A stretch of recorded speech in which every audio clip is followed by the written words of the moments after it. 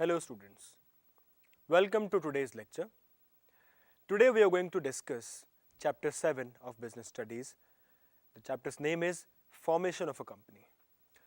Students, it's a very important chapter, not just from the point of view of your current classes examination, but also from the point of view of your knowledge about businesses, especially of the most complex and broadest structure of a business that you can form, which you have already learnt in the second chapter.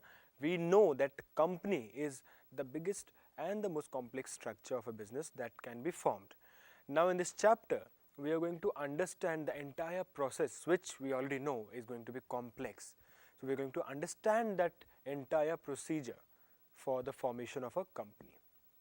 Let us begin the chapter and let's pay real attention to the points that we are going to talk about today. First of all, what do we mean by formation? Formation of a business, and particularly of a company, basically refers to the entire time period and the entire series of steps which are required from the time the idea of the business originates to the time the company is legally born or ready to commence its business. So from the time, let's say, a person gets an idea that he or she wants to start and run a company on this idea, from the time of getting that idea in their head to the time when they get it registered and get their company legally born, that entire time duration and the entire series of steps is called formation of a company. The people who do all these activities, who take all these steps before the legal birth of the company, are called promoters, because they are promoting the company, they are taking up risks and they are promoting a company to actually have it born. Now after having an overview of what promotion is, let us take a detailed look at the steps involved in promotion. We can also call these steps as functions of promoters, because all these things are done by the promoters. So now let us take a look at all these steps or functions one by one. The first thing to be done during the stage of promotion is identification of a business opportunity, which is very clear.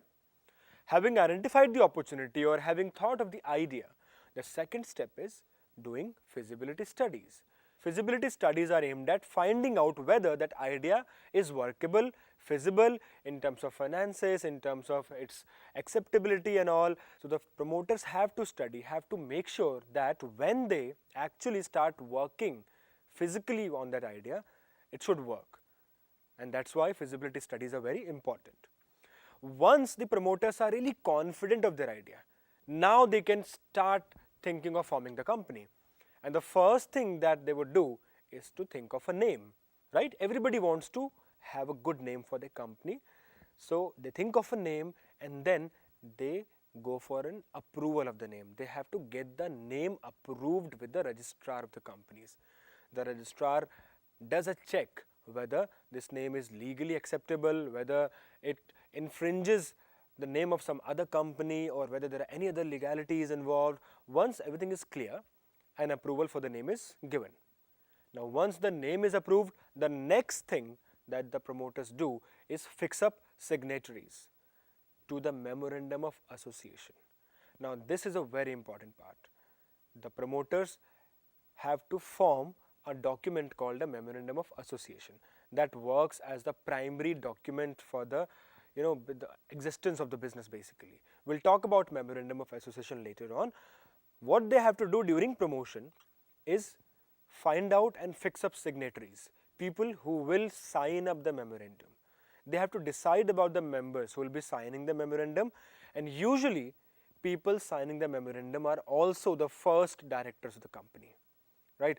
So their written consent is what is needed, that they are ready to act as directors, they are ready to become the signatories to the memorandum of association.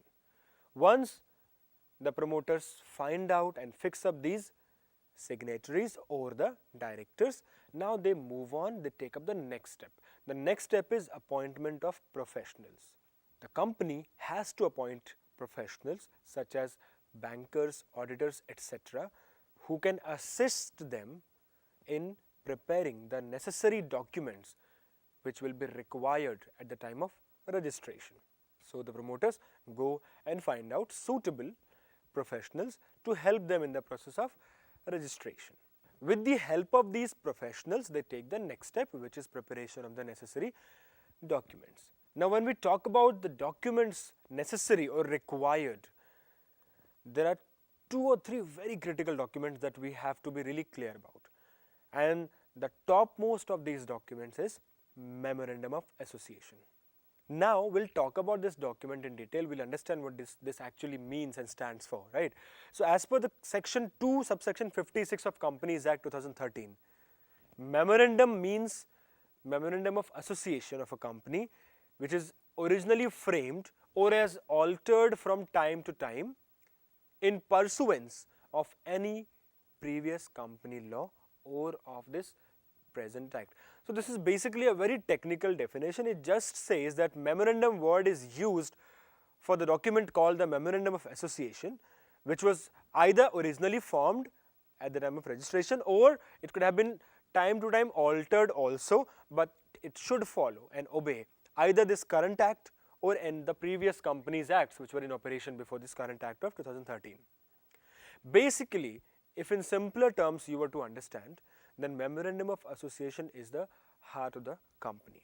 It contains all the important clauses, rules, regulations, terms and conditions that a company basically works at, especially to the outer world. It has all those information, everything related to the company that should be known to people. Some of the most important things that this document has are, number 1, the name clause of the company, which means it contains detailed information about the name of the company. Similarly, clause about the registered office, a clause on the object of the company, object or objective. This is a very, very important clause because it tells you what the company is actually made for, what is its objective of existence. Then there is a liability clause. This liability clause basically limits the liability of the members to the amount unpaid on the shares. As we have already seen in the previous chapters, that the members of a company usually have a limited liability. They are liable to pay only the amount which is unpaid on the shares owned by them. If a company needs an amount, needs some money, it can only ask the shareholders for what is due from them, the amount that they have not paid on their shares. It cannot ask anything extra. That's why we say that the liability of members is limited. Let's take an example to understand this. Let's say if a shareholder has purchased 1000 shares of rupees 10 each and has already paid rupees 6 per share. Now, in case of any need, the company can only ask for rupees 4 per share, and that will be his or her liability. So, the total liability of this particular shareholder will come out to be 4000 rupees, 4 rupees per share on 1000 shares, because this is what he had not paid yet. So, this liability clause basically limits the liabilities of the members in the company. Then there is a capital clause. It specifies the maximum capital which the company will be authorized to raise through issue of shares.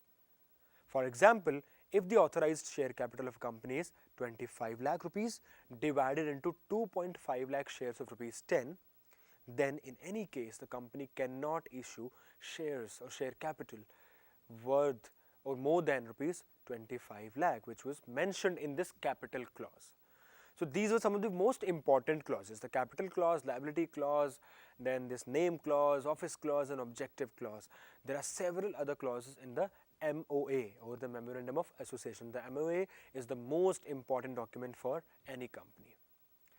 Now, after MOA, there is another document which is very critical.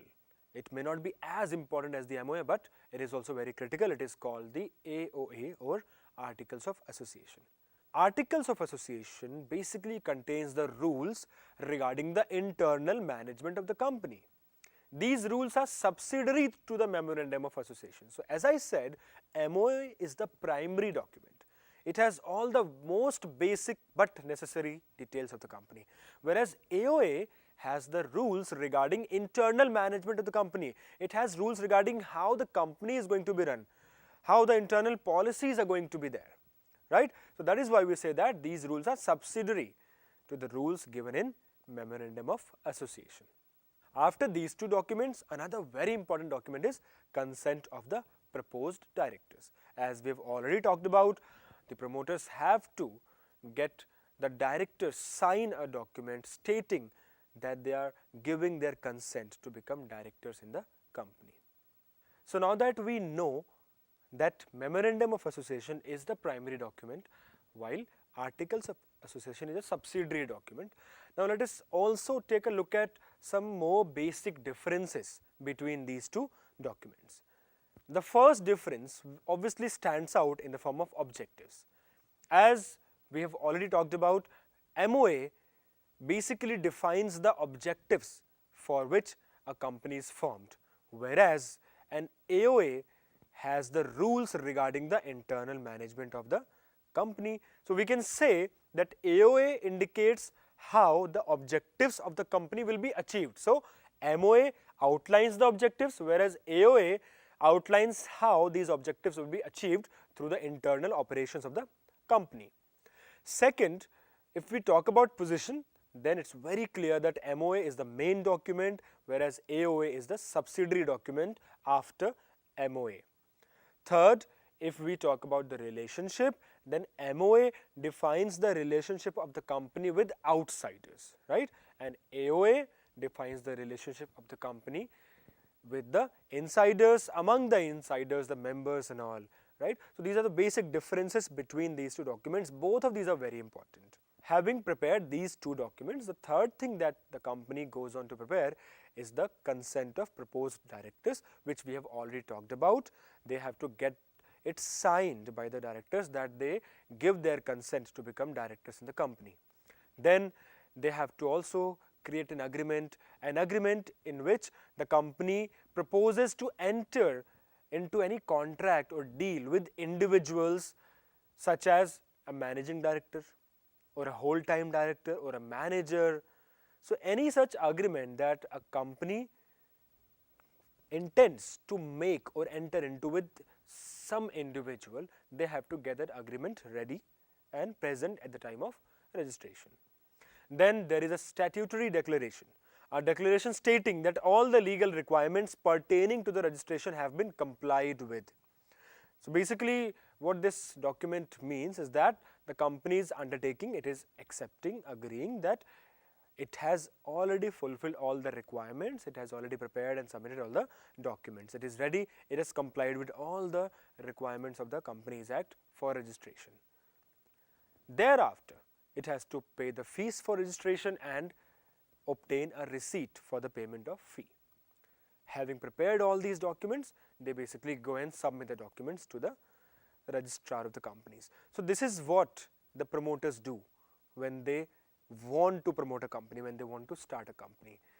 From thinking of the idea to doing the studies, to name approval, to fixing up signatories, to preparing all these documents, it really takes a lot of hard work, a lot of planning, a lot of perseverance on the part of the promoters to actually get that idea ready to become a company. Having done all of this, now we come to the second stage of the formation of a company, which is the stage of incorporation. Incorporation or registration is what we mean when we say that a company is legally born. After fulfilling all the requirements, preparing all the documents, the company applies to the registrar of the company in the state in which they want to establish the registered office of the company. So in that same state, they go to the registrar's office, file in the application, submit all the documents and the fees, and once the registrar is satisfied about the completion of all the formalities of registration, he or she issues a certificate of incorporation. The certificate of incorporation is quite similar to the birth certificate of a person. It's like a document that signifies the birth of the company. Therefore, we can call it the birth certificate, right? Now, with effect from November 1, 2000, the registrar of companies also allots a CIN to the company. CIN is basically a corporate identity number to the company along with the certificate of incorporation. So now, having passed through this stage, the company gets legally born. But can it start functioning right away? No. Incorporation or obtaining the certificate of incorporation is basically just the birth of the company. Just like a human baby cannot start really walking from the birth itself, the company cannot start functioning just from the birth itself. The next thing that it has to do is obtain sufficient capital. Now, private companies do not actually need to go to the public to raise funds. They arrange funds privately.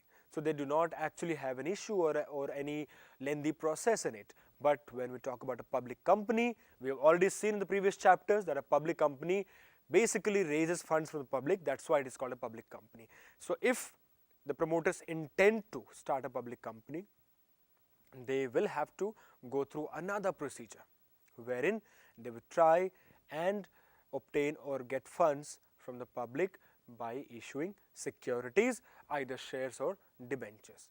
For doing the same, it has to issue a prospectus, which is an invitation to the public to subscribe to the capital of the company and undergo various other formalities. Now, let us take a detailed look at the steps in the process of acquiring the capital. Now, whenever a company is willing to acquire funds or raise funds from the public, the first thing that it has to do is to get an approval from the SEBI. SEBI, or the Securities Exchange Board of India, is a body in the Indian financial market that regulates the issue of securities. A public company inviting funds from the general public must make adequate disclosure of all relevant information and must not conceal any material information from the potential investors. And this is what the SEBI does. It checks whether the company is doing this or not. This is necessary for protecting the interest of the investors. Prior approval from SEBI is therefore required before going ahead with raising funds from the public. So, once the company has got the approval of SEBI, it then files up a prospectus.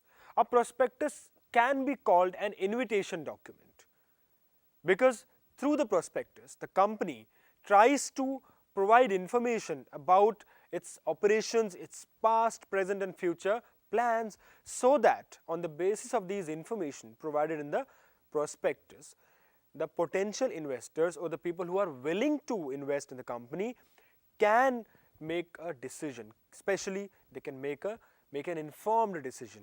So, people who actually want to even think of investing in a company, they would go through the prospectus, go through all the information, and once they are satisfied, then they would make up their mind to invest in the company. That's why we sometimes call it an invitation document, because through this the company tries to attract investors. It tries to make the information available to the prospective investors so that more and more people can actually get attracted and apply for the issue of the company.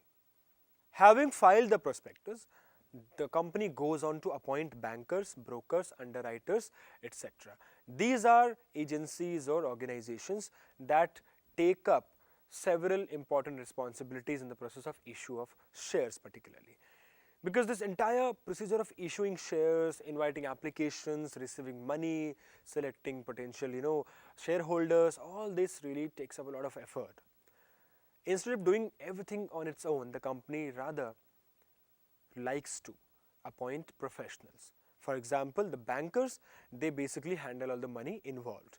The brokers, they basically help to get the shares to the people, the public. Whereas the underwriters, they are people, they are agencies who basically take up the whole issue of the company, and they give a guarantee to the company of ensuring that the entire issue is sold or subscribed to. In case, even if it is not subscribed completely, it is the underwriters who bear the risk. In return for their guarantee, they just demand a nominal commission or fee. Having got that, now it is the responsibility of the underwriters to ensure that the shares are subscribed thoroughly. So, bankers, brokers and underwriters really take off a lot of burden from the company by performing these very important functions of handling money, of ensuring reach to the buyers or ensuring subscription to the issue. Having appointed these people, now the company issues the shares. After the shares are issued, after the subscription is made public, now people start applying. After the closure of the subscription date, the company has to look at a very important factor. It has to make sure that the issue has reached minimum subscription. It is the minimum amount, minimum number of shares which should be subscribed by the public. Failing which, the company has to cancel the entire issue, which means if the company does not receive this particular minimum subscription, then they have to cancel the entire issue. Now, what is that minimum criteria? SEBI has issued guidelines for this. According to SEBI guidelines, minimum subscription in case of shares is 90% of the size of the issue, which means that if a company has issued 1 lakh shares, minimum of 90,000 shares must be subscribed. Otherwise, the company has to cancel the entire issue.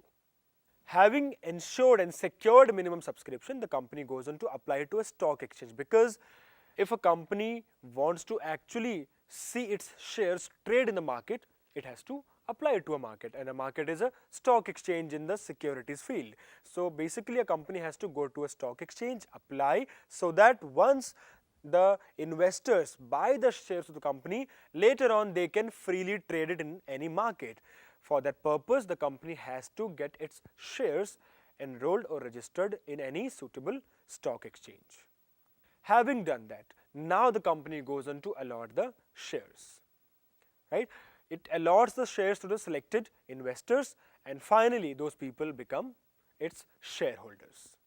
Allotment of shares usually completes the process of capital subscription. It ensures that the company is going to receive the amount of capital that it was intending to. And once it has done so, it goes back to the registrar, shows a documentary proof of the capital subscription, and in return, having satisfied with all of this, the registrar issues a certificate of commencement.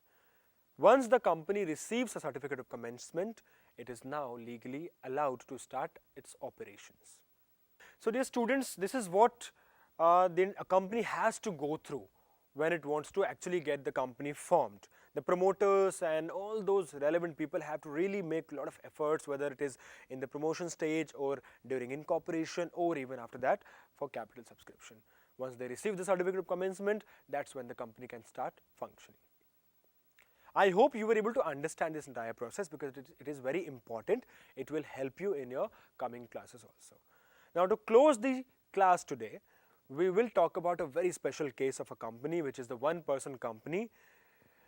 After the implementation of the Companies Act 2013, India got a new form of business, which was the one-person company. As per this norm, a single person could form a company under the name of a one-person company. The introduction of OPC or one-person company in the legal system is a move that would encourage corporatization of micro businesses and entrepreneurship enterprises, especially the sole proprietors. This would bring them into the legal mainframe of businesses in the country. So what is a one-person company? Let's talk about its features briefly. Number one, it is a company which is formed by a person, a single person. Now this single person has to be a natural person who is a citizen and resident of India, right? So only a citizen and a resident and a natural person can form a one-person company, which means a company cannot form a one-person company, because a company is an artificial person. Only natural persons are allowed to form a company. Thereafter, no person shall be eligible to incorporate more than one-person company. Then, no minor can become a member or a nominee to a one-person company. Such a company cannot be incorporated or converted into a company later on. Such a company cannot carry out non-banking financial activities, including investment in securities. So keeping in mind all these points, now individuals or single people, one persons can form companies. They can get into the legal business framework of the Indian economy. So whether it is the OPC or a mainframe company, they all have to really follow the procedure for formation of their own respective companies. This chapter does tell us about these procedures, the important steps under these procedures. I hope you were able to understand the steps. This was it from today's class. I'll see you in the next class. Thank you.